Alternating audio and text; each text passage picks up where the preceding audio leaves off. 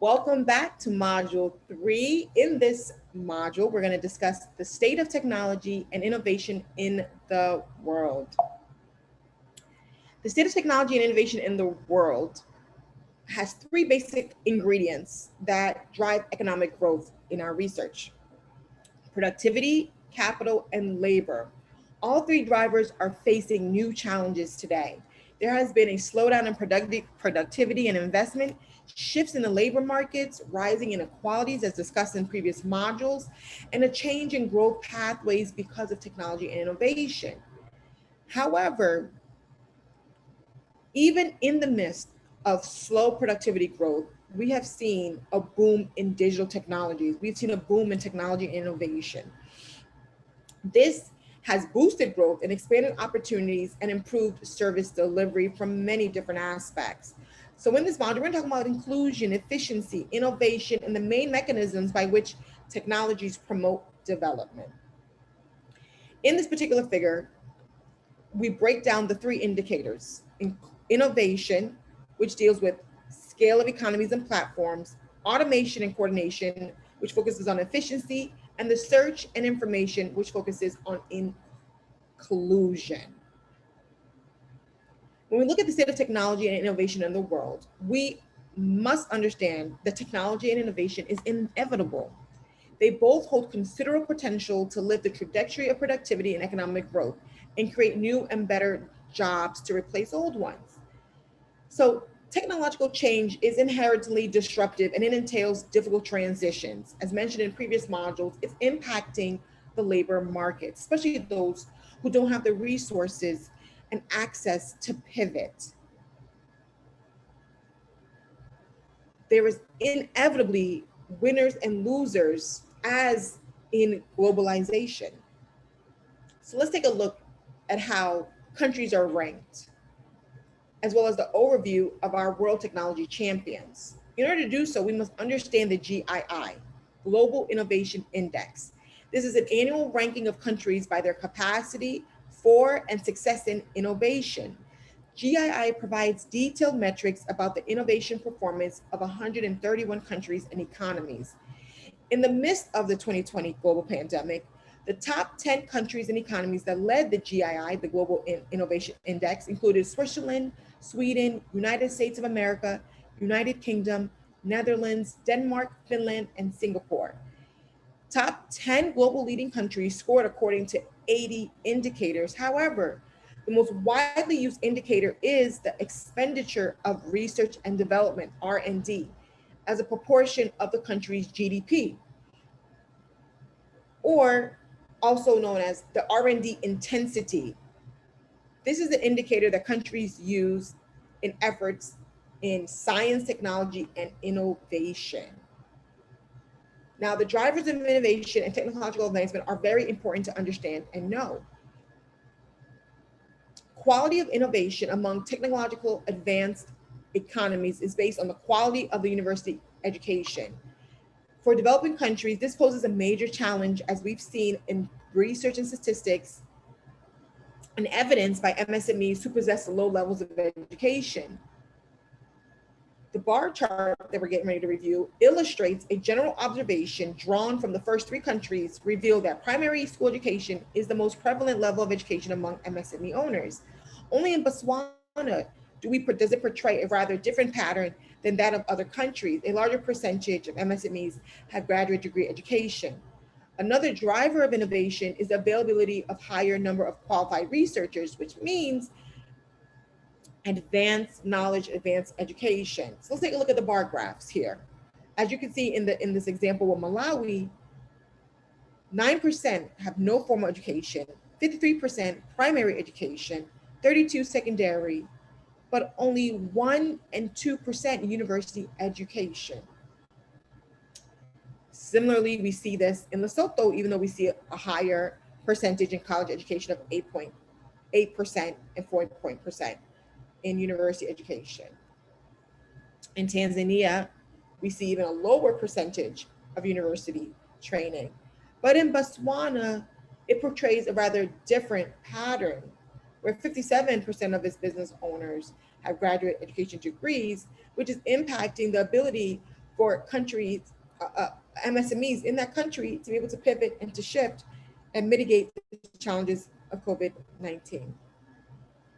When we're looking at the drivers of innovation and technological advancement, we can also take a case study of China, which has a high R&D expenditure, which is research and development. China's rapid rise shows the way for other middle income countries. Since 2016, China has been featured in the top 25 group ranking and has consistently moved upward in the rankings to 17 this year. China shows some of the greatest improvements in global R&D companies, high-tech imports, quality of publications, as well as tertiary enrollment. There's also the case of Estonia, which is a leading emerging a country in Europe on the Global Innovation Index. It was named and is named the most digital society in the world. It is built on efficient, secure, and transparent ecosystem with 99% of governmental services online. This most innovative economy is emerging in Europe, has ranked 25th on the GII in 2020, 24th in 2019, 25th, 24 again in 2018. As you can see, it's moved up over the years. It performs best in infrastructure, and its weakest performance is the human capital and research. And so it's very important for you to take a look at the comparison of other countries on the GI indicators. Which countries are putting more into research and development? Which countries are not? And if they are putting in more, how are they leading and why are they leading?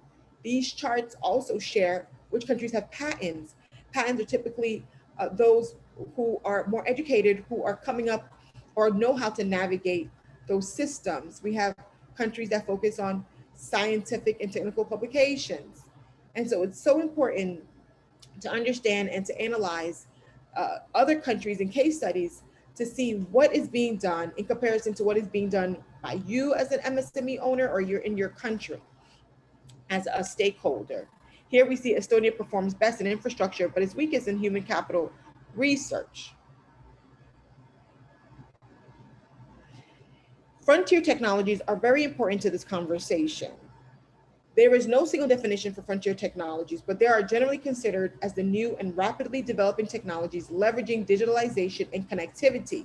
These include artificial intelligence, Internet of Things, big data, blockchain, 3D printing, robotics, drones, gene editing, 5G, nanotechnology, and solar photovoltaic. Frontier technologies can significantly increase productivity and improve livelihoods. For example, in Nigeria, the Internet of Things is already being used to generate advice on farming techniques. Agritech is a word that we've been hearing so much more recently with the use of technology. In Colombia, we see 3D printers are being used to create fashion items as well. There are other impacts of frontier technologies on economies that we have to also shed light on. For example, the creation of jobs. Innovations in products generate new markets and thus create jobs. But there's also a loss of jobs because innovations in process increase productivity and thus destroy the laborious manual jobs that we see in some of these informal economies. Alteration of how people work and produce goods and services changes the wealth gap or the wealth that's being created. Here we can see an illustration of the impact of artificial intelligence and robotics on jobs. 47% of the United States of employment at risk of being automated within the next 10 to 20 years. 9% of total employment in the United States and 21 OECD countries at high risk of being automated within the 10 to 20 years, making it very important for everyday people, entrepreneurs, business owners to leverage and understand the usage of technology and innovation and how it impacts the livelihood. 50% of today's work activities worldwide could be automated by 2055, according to McKinsey. 14% of jobs for 32 OECD countries are highly can be automated, with the probability of automation of over 70%, while another 32% of jobs have a risk of between 50 and 70. And this we see also in the EU. 14% face high risk automation over the next 10 to 20 years, and so forth. And so it is very important to understand how to pivot, how to leverage, and how to use it as an opportunity. And so there are challenges in developing economies to facing and adopting new technologies. What does this look like? Let's look at the income poverty. Income poverty is a large share of the population are found in the lower end of the income distribution. As a result, access to goods and services is inherently more difficult for a larger share of the population in developing countries. There's also what we call a digital divide. In the case of broadband, for example, many developing countries do not have adequate digital infrastructure, and for most of the population, internet is extremely costly. So almost half of the world population remains offline, and there are huge regional and gender and other divides. There's a shortage of skills. This is why we talked about education in previous slides and charts. Literacy and numerical skills are required for effective use of implementation of frontier technologies. Populations without necessary skills or aptitudes are increasingly at a disadvantage, especially if primary education is the primary level of school completion for the countries, as we saw in previous charts. There is absolutely a gap in digital access among LDCs, developed countries, as we see in this particular figure. Let's take a look at fixed broadband versus subscription. In the light blue, we have LDCs, dark blue, developing countries, and in orange, we have developed countries. As you can see, developed countries rank highest in all of these categories when discussing the gaps in digital access. And this continues to increase with the impacts of COVID-19. And so, what is the Digital Access Index? This measures the overall ability of individuals in a country to access and use information and communication technologies. So there's many categories. There's infrastructure, affordability, knowledge, quality, and usage. Infrastructure, for example, the variable is fixed telephone subscribers per 100 inhabitants. Likewise with mobile. Affordability is internet access by price percentage on a national income per capita. Knowledge, we're looking at adult literacy. We're looking at combined primary, secondary, and tertiary school enrollment levels. And the quality, we're looking at the quality of bandwidth. Is your internet going in and out? Are you dealing with a lack of internet? Are you dealing with lack of clarity of internet in broadband? And then of course the usage. Here is a chart or a table or figure that shows regions with highest digital access index and lowest digital access index. The regions marked in green represent countries with high digital access, while the regions marked in red are countries that are low. And as you can see, most of those marked in red are in Africa and Middle East. So let's look at a specific focus on Africa. We now know, and we have seen in research, that the technological divide among nations still remains wide. We know that nearly all innovation input and output capacities, readiness between the global innovation leaders and developing countries of Africa are still big. Technology and innovation continue to rise within Africa, creating more national and regional advancements and attracting more investors. We also know that in 2014, African countries made up a commitment to invest at least 1% in their GDP in research and development. This is the way forward. Because according to the Leave No One Behind theme of the 2030 Agenda for Sustainable Development, this will assist to understand which countries are lagging, how far, and what measures need to be put in place to bridge this gap. So what is the current state of technology and innovation, pre-COVID versus amid COVID? Well, before COVID-19 crisis, African nations represented the group of countries that outperformed on innovation relative to their level of development. For example, we can look at examples in Kenya, Malawi, Mozambique, Rwanda, Madagascar, South Africa, and Tanzania. Botswana ranks first in education spending, while Mozambique leads in investment. Economic growth was also predicted to be relatively strong in several sub-Saharan African countries. And there was breakthrough innovation already happening at a grassroots level. The grassroots community in sub-Saharan Africa is already utilizing innovations and improving their production, like Woodfield, to meet both their practical daily needs and global challenges.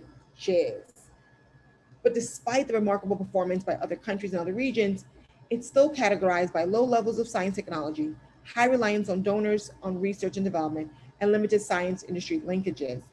In the following slides, we're going to explore Kenya as a case study for Africa's state of technology and innovation. The Silicon Savannah, the case of Kenya. The ICT evolution in Kenya has earned its nickname, the Silicon Savannah, which encompasses Kenya's rising influence in global technology. Let's take a look at some of these aspects of growth and influence. Mobile money. Launched by Safaricom in 2007, M-Pesa reached high target market that has had no access to quality banking infrastructure. Phones were converted to roaming bank accounts and mobile transfer services. Today, we see mobile money as a main usage in financial transactions, disrupting the financial industry. And we see banks also creating various mobile money functionalities to also meet the markets. We also saw global crowdsourcing app.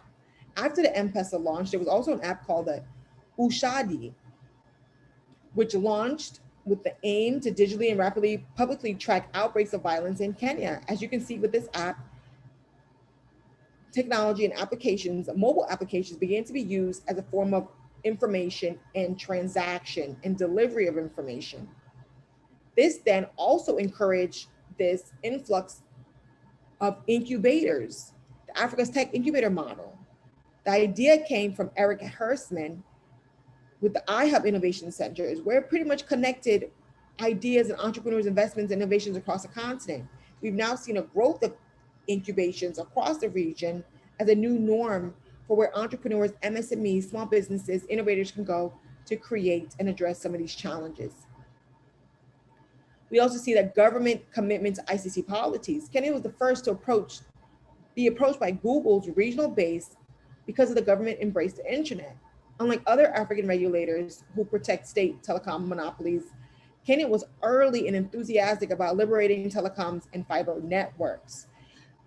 And so thus the movement of Africa's iHub from 2010 to 2015, we now have 152 companies were formed out of iHub, which has over 15,000 members, numerous young Kenyans who work from labs and interact.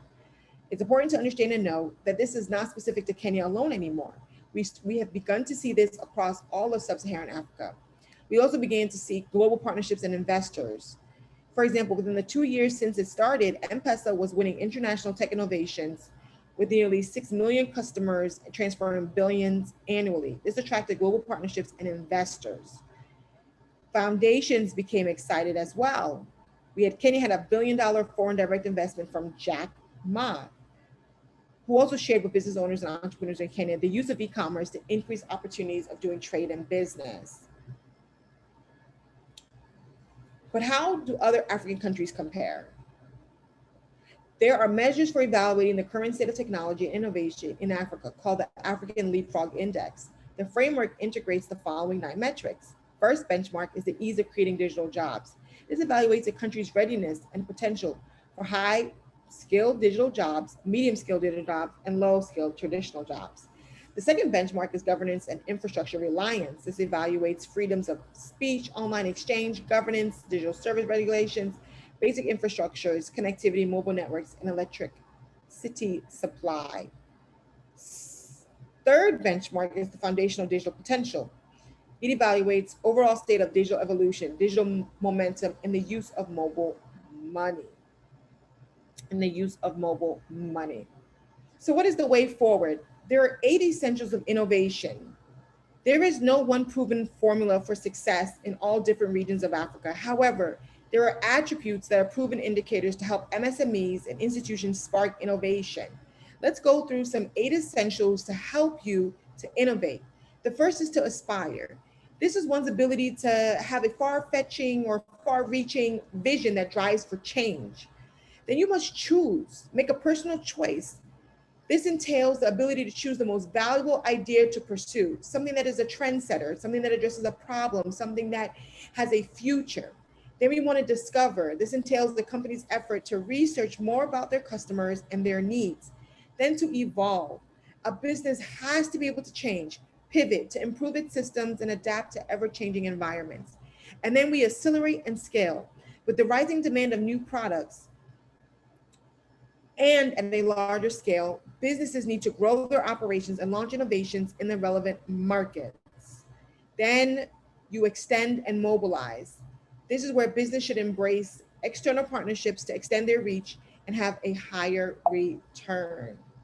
In this particular figure, there are some questions you must ask yourself as you're looking to leverage these 8 essentials of innovation. When you aspire, you must ask yourself, do you accept innovation-led growth as absolutely critical, and have you cascaded targets that reflect this?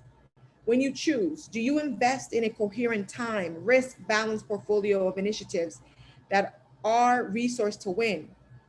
When you discover, do you have differentiated, actionable customer, business, market, and technology insights that translate into winning value propositions? When you consider evolving, do you create new business models that provide defensible, robust, and scalable profit sources? And then there's accelerate. Do you beat the competition with fast and effective development and launch on innovations? Then there's scale. Are you ready to launch innovations in relevant markets and segments that are right at the right magnitude? And then extend. Do you win by creating and capitalizing on external networks? And lastly, mobilize. Are your people motivated, rewarded, and organized to innovate repeatedly? According to McKinsey and Company, these are 8 essentials of innovations that you should consider when looking to adapt innovation in a crisis. Congratulations on completing this module.